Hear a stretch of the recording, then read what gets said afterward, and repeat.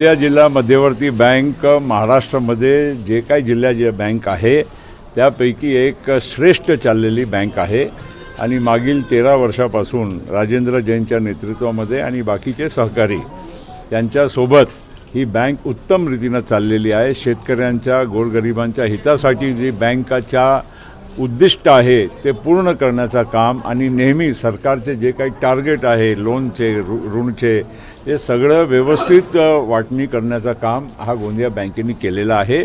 आणि यंदा 13 वर्षानंतर इलेक्शन जे होत आहे 100% या गोंदिया जिल्हा मध्यवर्ती बँकेमध्ये या आमच्या राजेंद्र जैनच्या नेतृत्वामध्ये जे आता बँकच्या इलेक्शन चालू आहे त्यामध्ये सहकार पॅनल हे हमखास निवडून येईल याच्यामध्ये कुठलीही शंका नाही।